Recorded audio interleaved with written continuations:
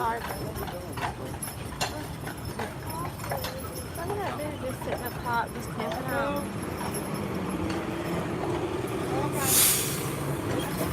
Walk on.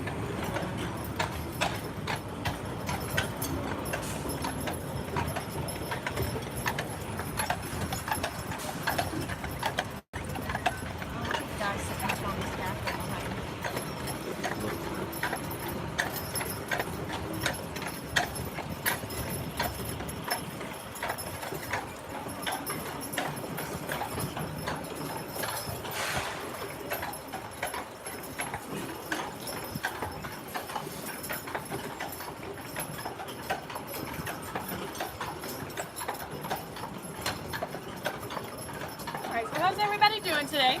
Great. Good, how are you? Great. Good, thank you. My name is Caitlin. I'll be your tour guide. Up ahead of us on the left is Teddy and on the right is Jeb. Teddy is a Belgian draft horse and Jeb is an American spotted draft horse. They each weigh about 2,000 pounds and draft horses can typically pull about 3 times their body weight on wheels. So that means Teddy and Jeb can pull about 12,000 pounds. That is equivalent to a small fire truck and means we are good. We're good, baby. This is a history tour, so we'll be seeing some of the historical sites in Savannah. But before we get too far along, I do like to find out where people are visiting from. So if you don't mind, we'll start on the left side and make our way around. Oh, Clemson. From Clemson. Clemson, Anderson, Clemson. Upstate South Carolina. Okay. Ohio. What, Gander? South Carolina. Oh, okay. Clemson's Where are these Ohio people from? Teddy and Jeb are also from Ohio, though. Oh, okay. Well, there's 4. They were Amish plow horses before they came here, so we got them from that auction they do up in Ohio every year. I am from Savannah myself. Born and raised here.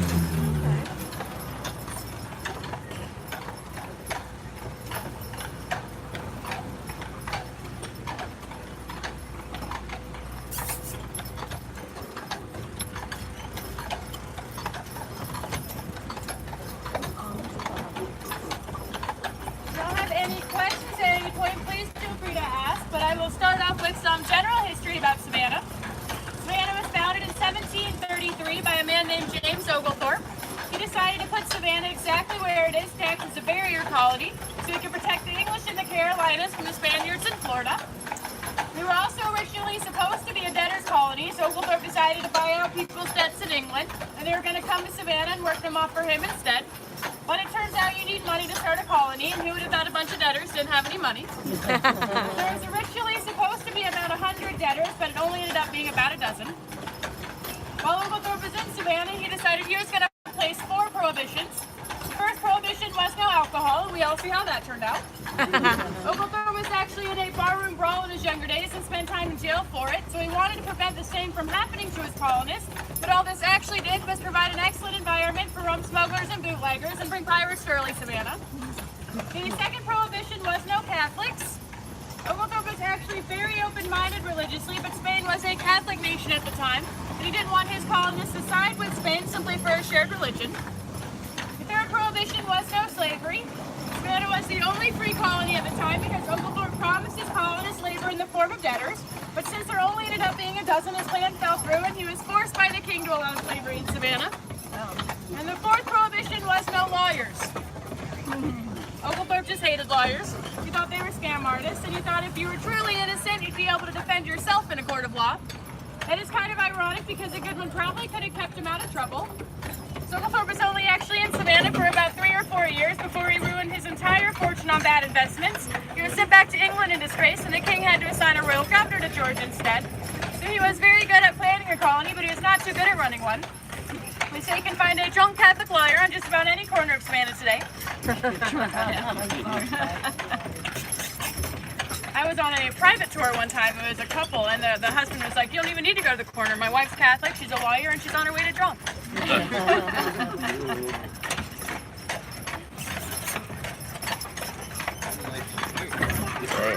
That's a horse. Yes, it's a horse.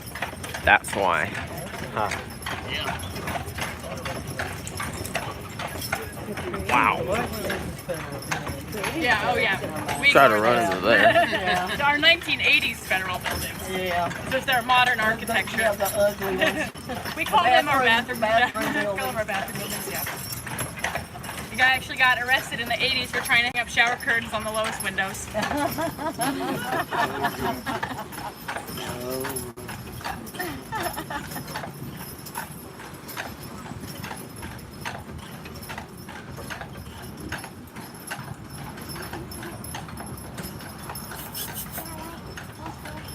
Yes. Well, you can't ride it. The horsey is pulling you. Walk on.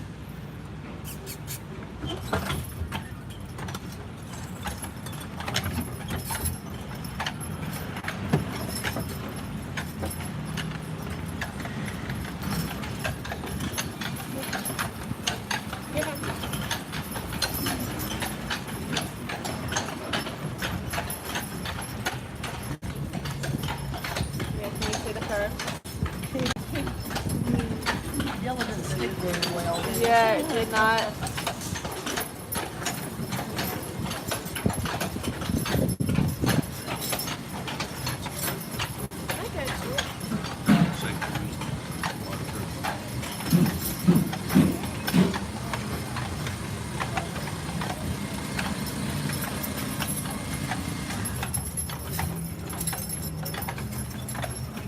We are coming into Wright Square now. Wright Square was originally Savannah's hanging square. Many people think we hang people from trees in Savannah, but we had a gallows like any other town. I always feel like I should follow that up with something. I guess we'll just have to leave you hanging. That is the response I usually get. No pun. With nurse one? Yeah. We wanted to make shirts like that, but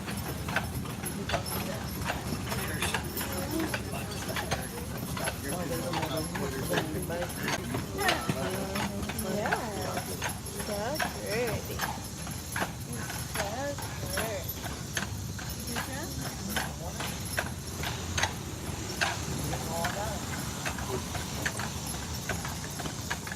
This on our left right here, that is the childhood home and birthplace of Juliette Gordon Lowe. She was born in that house Halloween night of 1860, and she established the Girl Scouts in 1912. It is a house museum today, but they do not sell Girl Scout cookies in their gift shop. Unfortunately. Well, that means I have no reason to go there. Yeah. Whoa. Whoa. Guys.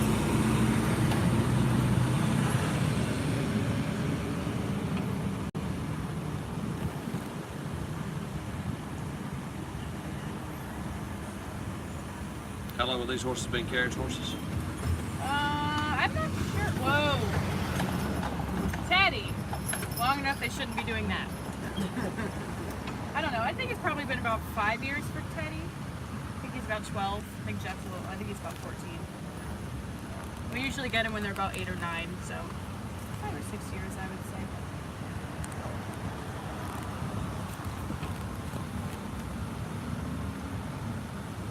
Yeah, that looks so right. Walk on.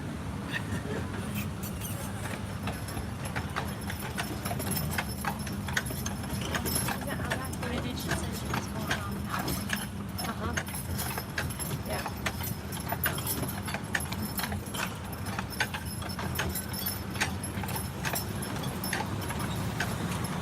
Well,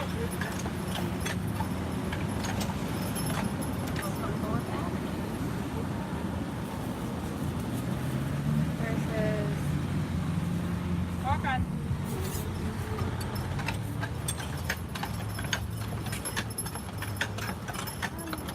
this one. I'm not that big. Okay.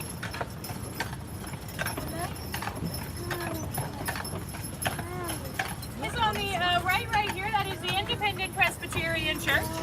The congregation was founded in 1755, and that is the tallest church steeple in Savannah, at 273.6 feet tall. It is actually the tallest point in Savannah, period, and you are not allowed to go taller than that. It is a little difficult to see all the way up there with the roof over you've actually already seen it. If you've ever seen a movie called Forrest Gump, that is the steeple that the feather floats around the beginning scene of the movie. Then it lands at the feet of Tom Hanks playing Forrest Gump while he was sitting right up ahead of us in Chippewa Square, just where that Chippewa Square sign is today. Which there is not a bench there. There's only a movie prop, which is in the Visitor Center Museum today. They actually had to reroute traffic completely around the square for it to even make sense to have a bus stop on that side of the road. If you go back and watch the movie, there's a carriage horse in the background. Her name is Betsy. She's going the opposite way of traffic because she knew this is the right way to go around the square, and they could not convince her to go the other way. Whoa. No, I'm going the way I was taught. I don't think I can get Teddy and Jeb to go the opposite way. Walk on. I don't think it's a big deal. Absolutely not. I tried to come up the city market from the barn a different route today, and they almost did a turn. They were like, no, that's not how we get there.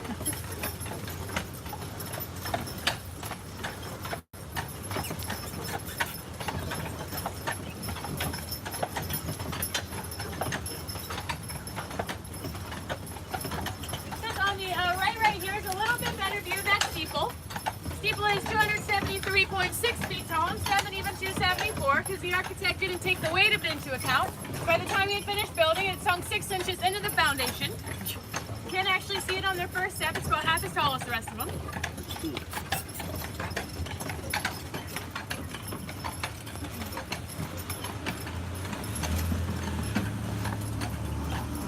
This one on the right here, that is the First Baptist Church. It was built in 1833, and it's the oldest Baptist congregation in Georgia. Strangely, the Independent Presbyterian Church right next door has burned down 3 times in history. The Baptist Church has burned down 0 times in history. That's what I'm going to say about that.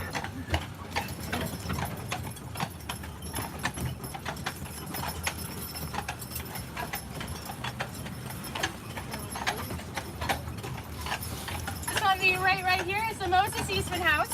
It was built for George Eastman, who was one of the founders of the Kodak camera. He pretty much told his architect he wanted a miniature White House, so that's what he got. Very modest single-family home. You wouldn't want to overdo it or anything. Especially not downtown.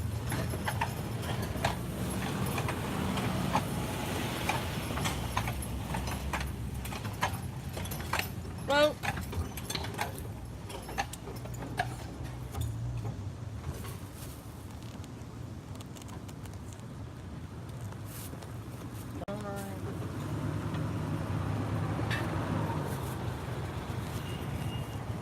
walk on.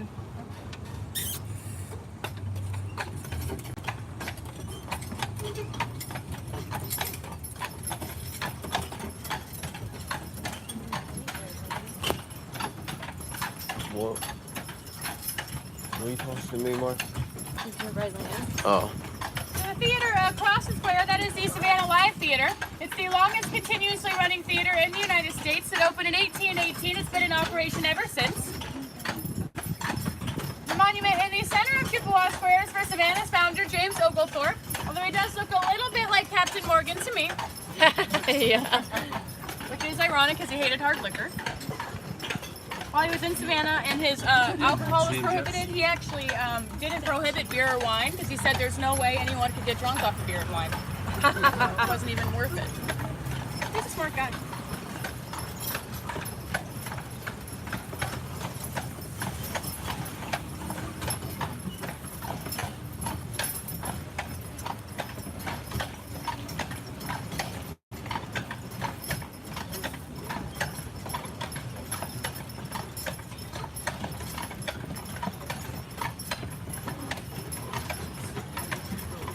On the right here, that is the Sixpence Pub.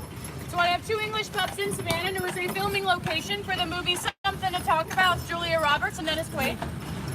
We think it's kind of funny we only have 2 English pubs in Savannah, even though we were originally an English colony.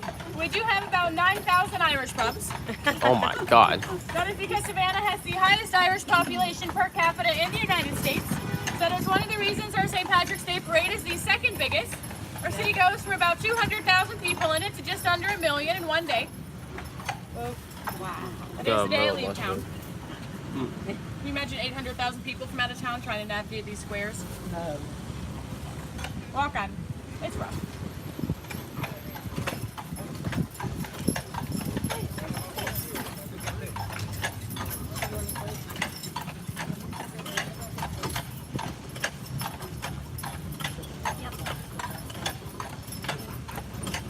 Whoa. Walk on. Whoa. Let her down. No, I'm gonna turn her because the sun is up there right now. I don't want the sun to burn her.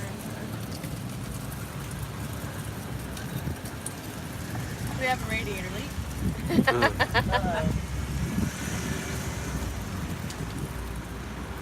Right in the middle of the road.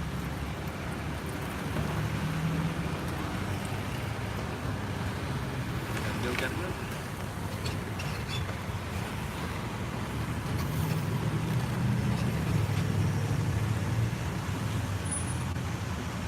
You gotta get her out of the sun.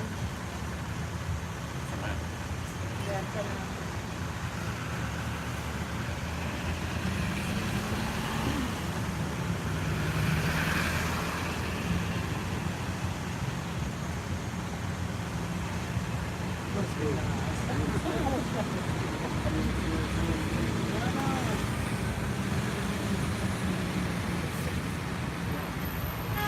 Walk on.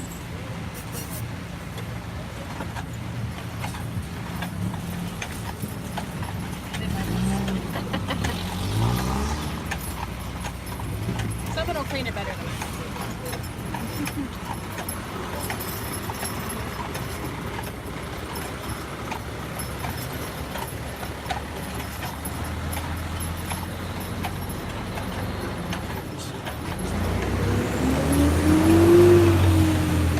It's on the right here, this Moroccan-style building that looks a little bit out of place. That was originally a stable built for the Georgia Hussars, who only rode Arabian horses and wanted their stable troops like that. It was later bought by Henry Ford and used as one of the first showrooms for his Model T car. Henry Ford would go around the United States buying up old stables and converting them into showrooms to show that his Model T car would soon replace the horse and buggy. While Henry Ford is in Savannah, he decided he was going to start stuffing the seats of his cars with Spanish moss. If you know anything about the Spanish moss here, you do not play with it. It's home to a little red bug that will bite you and leave a rash. The time was common to stuff your mattresses with Spanish moss, but you would boil it first. Henry Ford decided he was going to take a shortcut, so he steamed it instead. So he did have a recall in Savannah so he could work the bugs out. Don't take a long time.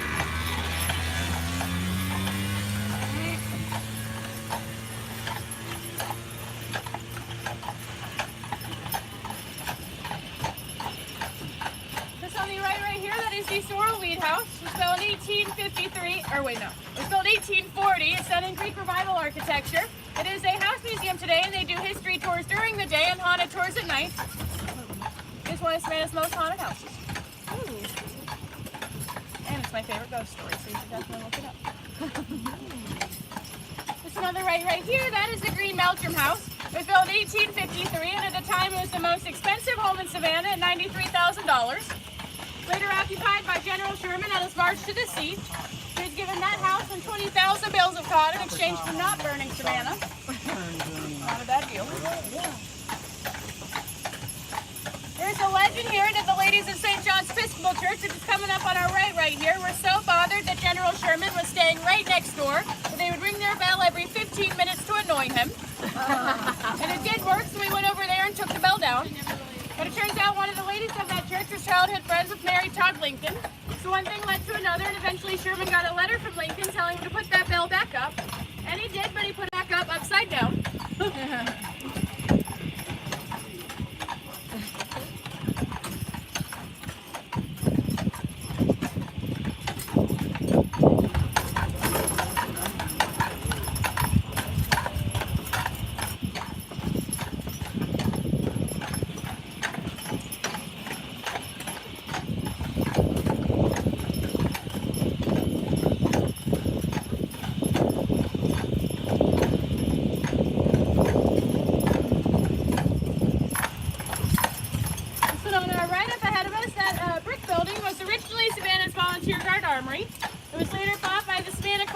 and designed in 1979 and uses their first college classrooms.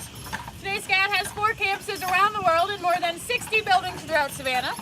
They are throughout Savannah instead of all together like most colleges because they don't build new buildings. They buy the old ones and restore the inside to whatever they're needed for on the outside to their original state. They are a very large reason Savannah is as pretty as it is today. Yeah. Some people in Savannah who've been here a long time got upset when we started being like a college town. It kind of exploded.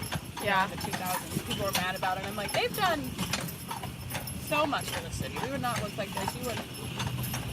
It just makes me so mad. Yeah, I like that. You can go there for only $30,000 a year. Just tuition though. But Yeah, that's just a tuition. yeah. Still got to get your dorm and books and Yeah, all the art supplies in the world. definitely.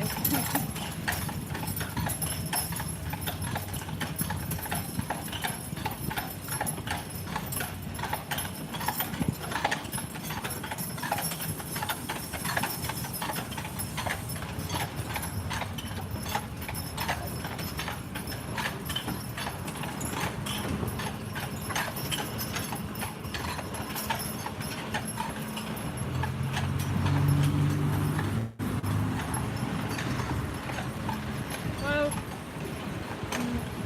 Whoa. Walk on. Walk on.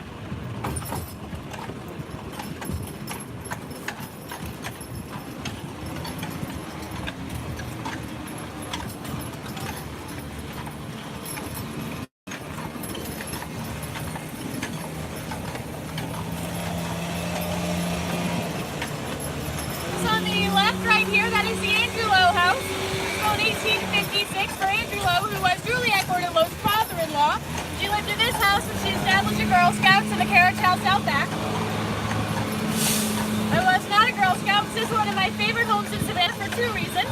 They do sell Girl Scout cookies in their gift shop year-round. It's also one of the very few homes in Savannah with a front-facing garden. The time was custom to put your garden out back of the house, surrounded by a wall, so that the men couldn't see the ladies gardening. Juliet Gordon Lowe wanted her garden out front, so that's where she put it. She gardened there wearing pants.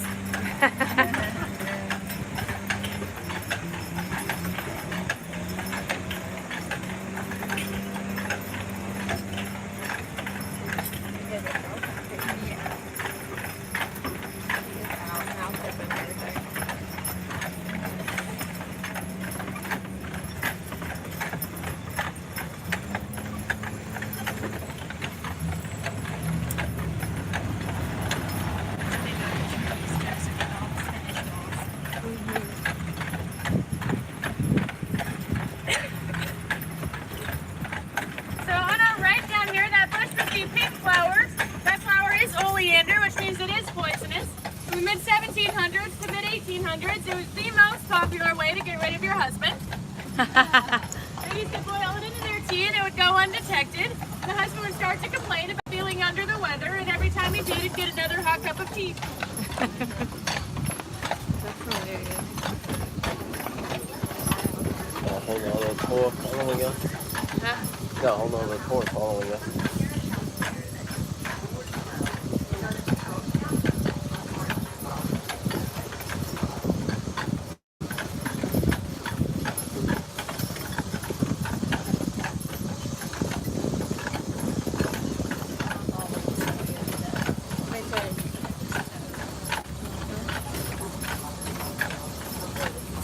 So on the right here, that is the Hamilton Turner Inn.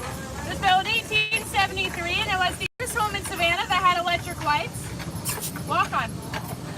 You can imagine if you'd never seen electric lights before, it would seem almost like magic. People used to gather in the square at night to watch the lights come on in that house.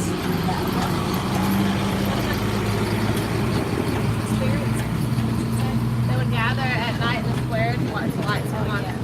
The first night they turned the lights on, it was so bright everyone started taking off running because they thought it was going to explode. Walt Disney visited Savannah in the 50s and did sketches of the inside and outside of the Hamilton Turner Inn. They went back and created the Haunted Mansion based off of it. Fun fact.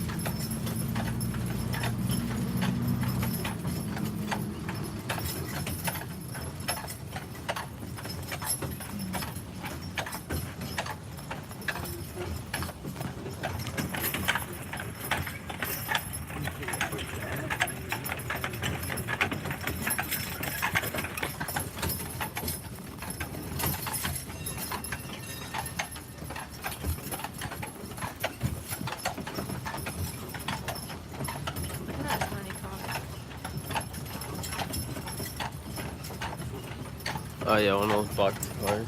Uh-huh. Crazy.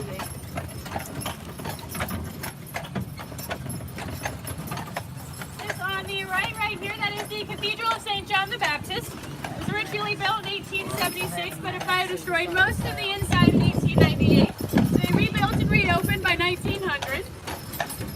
It is just as pretty on the inside. It's done in French-style architecture, and they do encourage self-guided walking tours as long as there's no sign out front that says no touring worship in progress. It only takes about 15 minutes to see, but it is definitely worth seeing. And if you do get down here, I suggest going across the street to Mirabel. They have the best waffles in the historic district.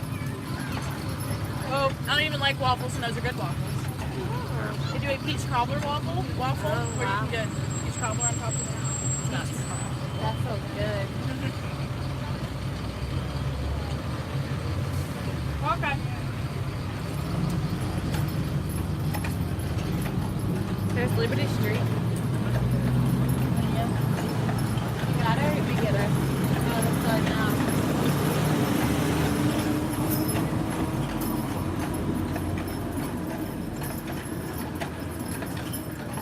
Oh, sorry, Brandon. I'm gonna hit you. Whoa. Whoa. Do you have any questions or anything? What's the oldest house? That is, it's the Pink House, which is a restaurant today, but it was a house originally. It started construction in 1771, and then it finished right after the Revolutionary War ended. And you can go to it and eat dinner. And it's called the Pink House? And it's pink. It's Pink House. We might go past it. Let's see. Yeah. Cool. Give us some history on the Wilkes house, can you? I don't know any history about it. Did you go? Or planning to go? We ate there 2 years yes. ago. I don't know anything. I only know about the restaurant. Walk on.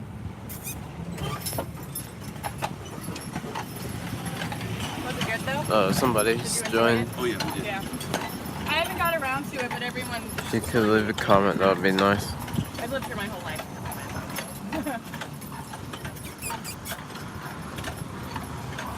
Walk on. Like we usually stop there. They're confused.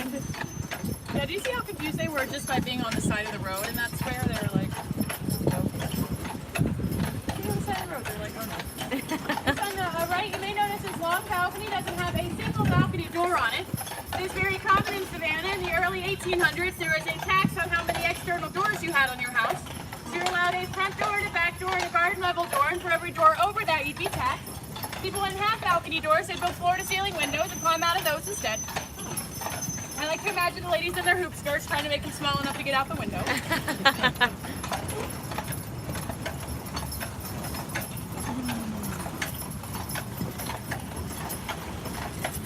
On the right here, this long strip of grass was originally Savannah's dueling ground. This does seem a little bit out of place in the center of town, but at the time it was on the outskirts of town. And it's also very conveniently located next to the cemetery right here. That is Colonial Park Cemetery. It's in operation from 1750 to 1853.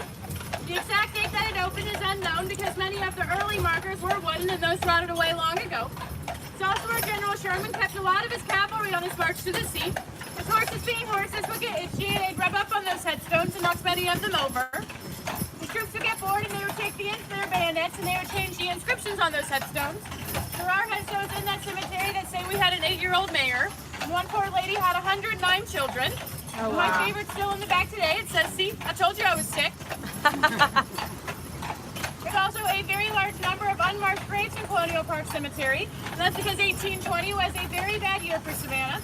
There's a fire that burned down a third of the city, which was immediately followed by a heavy rain. All of that rain filled up the burnt out buildings and provided an excellent breeding ground for mosquitoes. Oh, yeah. Those mosquitoes brought yellow fever. In 1820, yellow fever killed about 5 to 10% of Savannah's population, which is around 2,000 people. Got it killed. Population is not 2,000. I need a better way to say that sentence. Population's not 2,000. Yeah. I also like this a whole lot, how this crypt, the family crypt is sticking out of the fence right here. The fence on either side used to come out to the median on each side, and they pushed it back in more recent history. So I feel like that was an accident, and they started on the corner and then got down to that point, and they were just like, well, We can go around it. Yeah. We're not starting over, that's for sure.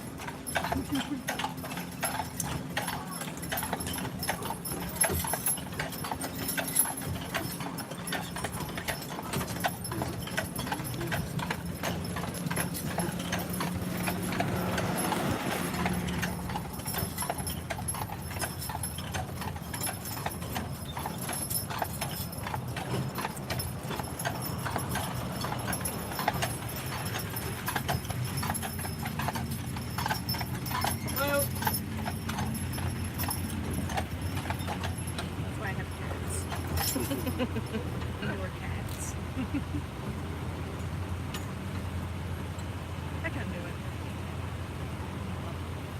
He didn't look like he wanted to. Huh? So he didn't look like he wanted to. Oh, God. You can't pick a jug like that up. There's just no way. But at least she doesn't have to pick up theirs. I have to dump their bags at the end of the day. Yeah. But What's that's up with the big bell? that was our fire bell. So, which I do like that they put our fire department right next to the fire bell. I like that. I don't know which came first or if they moved the bell or not, but I don't use it anymore. Okay.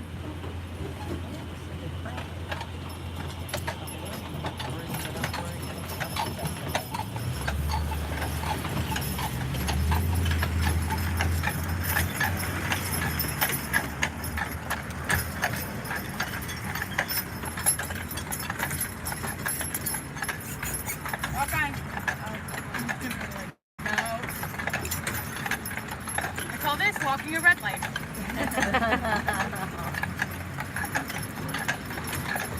This on the right here, that bluish color on the steps is an example of what's called paint paint. Paint paint was a very popular color to use during the yellow fever outbreak. At the time it was believed yellow fever was spread by bad air and spirits, and it was also believed that spirits could not cross water. People would paint their doors and windows that color to mimic water so the spirits could get in to bring them yellow fever. The craziest part though is it did actually kind of work. The color of that paint came from crushed up lavender, which turns out to be a natural insect repellent. I'm sure it only added to the frenzy. They're like, oh, we were right. It's nice. Yeah. There's no loss.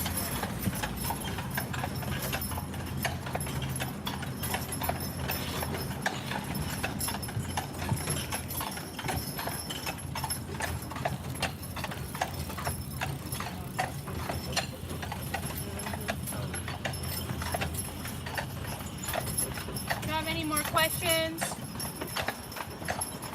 Course questions, history questions, modern questions? Something you want to get off your chest? How many actual squares are there in town? There are 23. 23. 23. We originally had 24.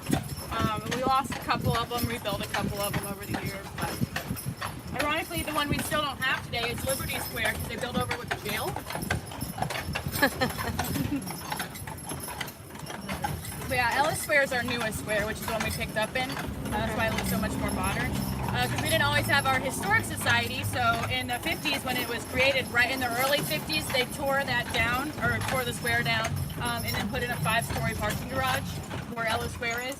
But they only signed a 50-year lease, so then after the lease ran up and we had our historic society, they were like, no, we're taking our square back. Yeah. And they actually won an award of like $1 million because they kept the parking garage, they just put it underground. Huh. They were able to keep the green space and the parking space. So this on the right here, that is the Owens Thomas House. It was built in 1819 by an architect named William J. He did not want to use any lines in his design for the home, so he used a bunch of curves and symmetry instead. You can see those curved front staircases and the curved front porch, and even those wooden doors are curved. It is just as symmetrical and curvy on the inside, so much so that there are doors that lead nowhere and windows that are not real, all in the name of symmetry. It's also the first home in Savannah that had indoor plumbing. It had indoor plumbing 3 years before the White House ever did. It is a house museum today. You can tour it. It is part of the Telfair Museum Society. So you can get tickets to the Owens Thomas House, to the Modern Art Museum, and to the Telfair Museum for $20. So they do a 3-for-1 deal. I mean, individually they're like $8, so it saves you like $4.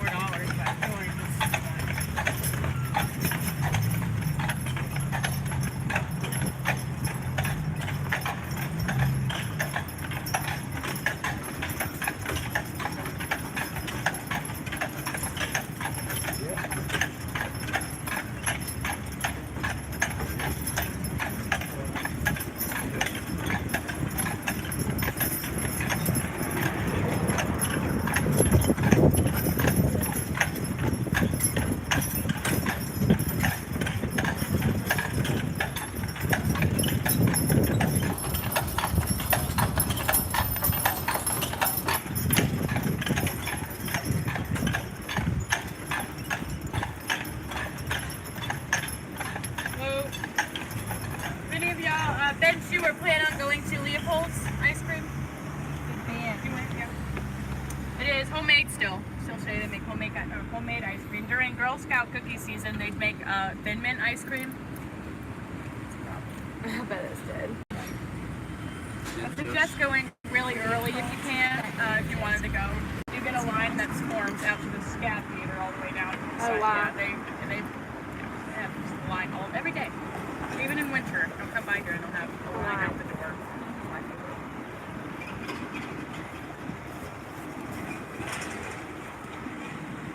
Did you get it, Brenda? Leopold's? Did you get the Leopold's ice cream? Walk on. The best ice cream is still homemade. I do like to point out Savannah Tap House down here on our left. That is my favorite restaurant in Savannah. If you're looking for lunch or dinner, excellent place to try.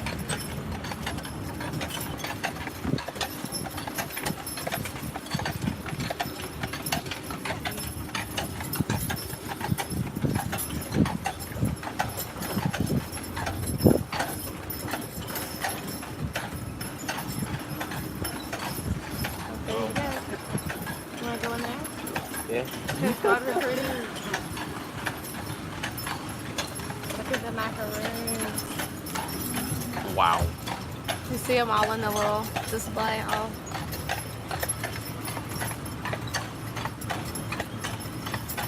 I've never had a macaroon before. I like it sticky. Are they hard or soft? They're in between. You know what I mean? They're in between.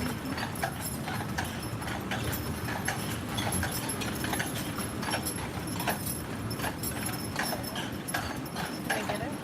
Oh, wait, Peter Shannon. There you go. So, I don't know if you noticed, when we were going back that way, we saw a monument in every square, and then we came back up this way, we didn't see a monument in any of the squares. All the monuments in Savannah are on Bull Street. It's called our Row of Heroes. That's why we have, monuments that don't correspond to their square. We have a Pulaski Square and a Pulaski Monument. They're not in the same place. This is the only exception to that. John Wesley's monument is on Abercourt, and that's because he actually stayed in the Planters Inn, which is across the square from us right now. John Wesley was the founder of the first Methodist church in Europe, and he came to Savannah to spread Methodism. Turns out no one really liked John Wesley while he was in Savannah. Throughout the week, he'd wander around writing everybody's sins down, and then when Sunday rolled around, he'd get in front of the congregation and read them off to everybody. Not sure why nobody liked him.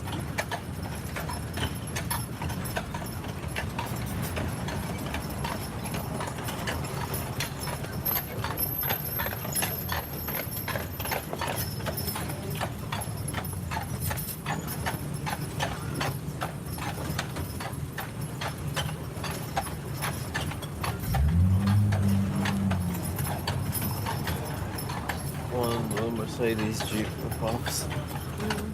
Whoa. Whoa.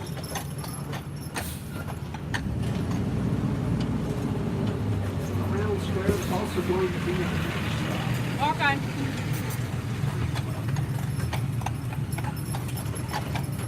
So I'm going to give you a hint. The pink house is somewhere on the square. Yeah, up ahead of us on the left up there, that is the old pink house. It is one of Savannah's oldest standing structures. It started construction in 1771 and finished right after the Revolutionary War finished.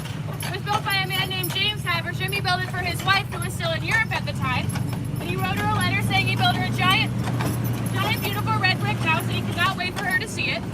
She wrote him back immediately and said she didn't want a red brick house, she wanted a white stucco house. So of course she stuccoed over the entire thing with white stucco, and the very first time it rained, the red brick underneath seeped through and turned the whole thing pink. Painted it white many times after that, and every time it rained again, it would just go back to being pink. They eventually just gave up, and Miss Havisham was known to be a pretty eccentric woman, so she did kind of like having the only pink house in Savannah. And it is a wonderful restaurant today.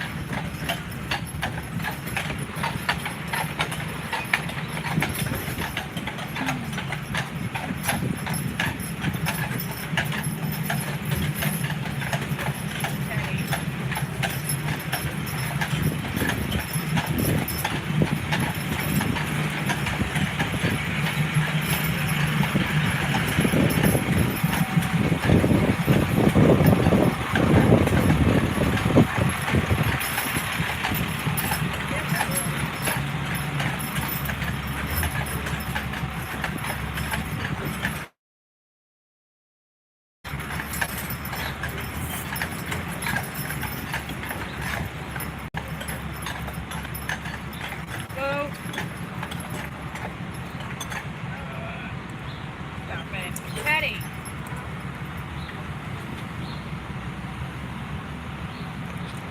Walk on. What are you looking for? What are you looking for?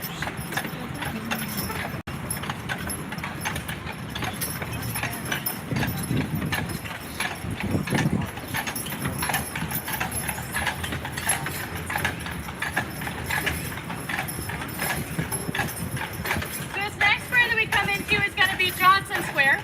Johnson Square is Savannah's oldest and largest square. It was established in 1733, the same year Savannah was founded. It was originally used as Savannah's public baking square.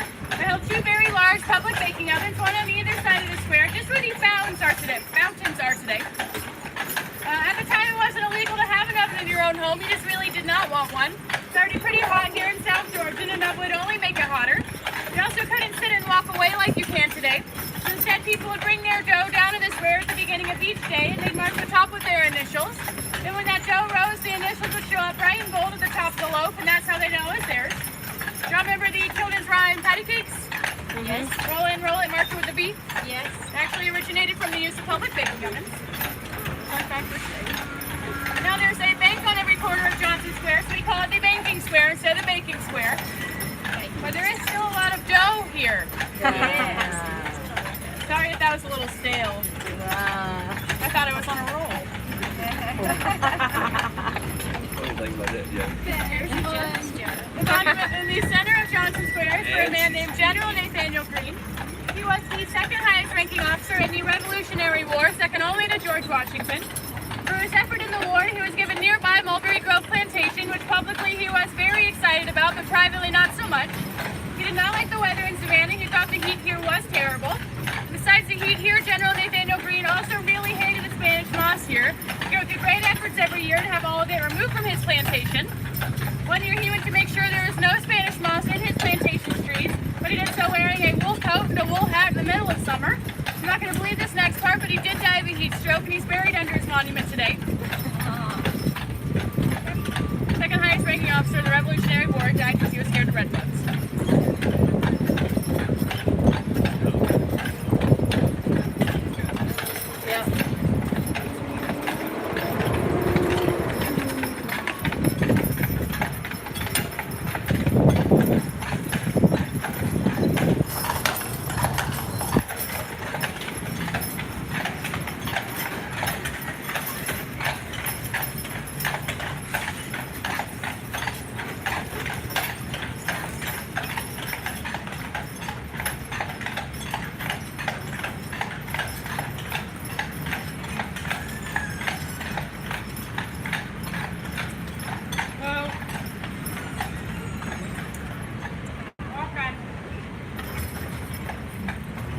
We are going to be coming up on Teddy and Jeff's favorite part of the tour, which is the end.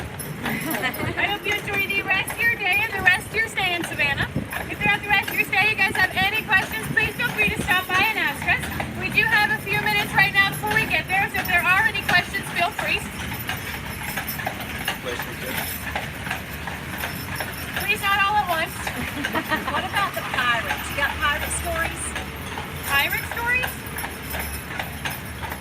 said that. Yeah, I mean, it's pretty much just the pirate house.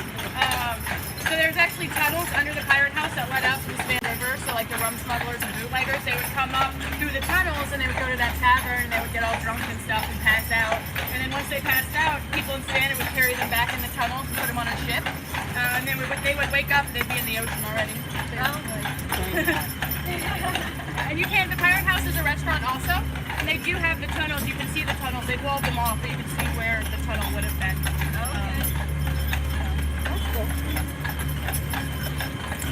And it is believed to be haunted, so you might see a ghost also. Believed to be haunted. What was it? I was repeating what you had said. It's believed to be haunted.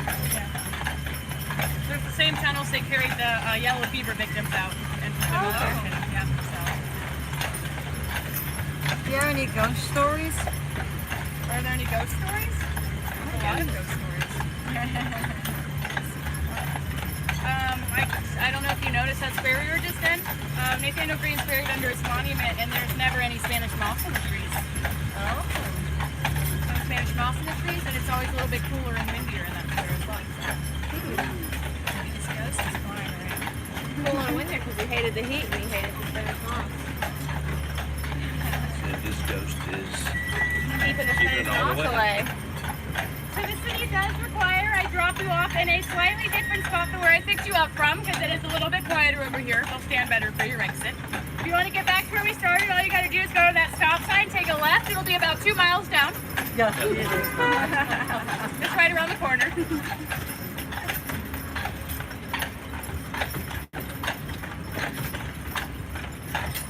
Teddy. Feel free to pet them, love on him if you want to. Teddy is a very cute horse. Well, he is very annoying.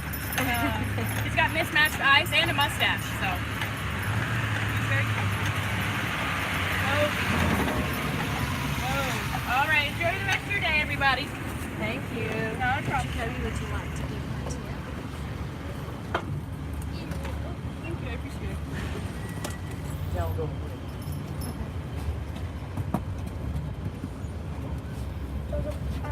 I'll grab it. I'll get it. I'll get her diaper bag. You can go ahead and buy it if you want. I'll grab it. Oh, thanks, Dad.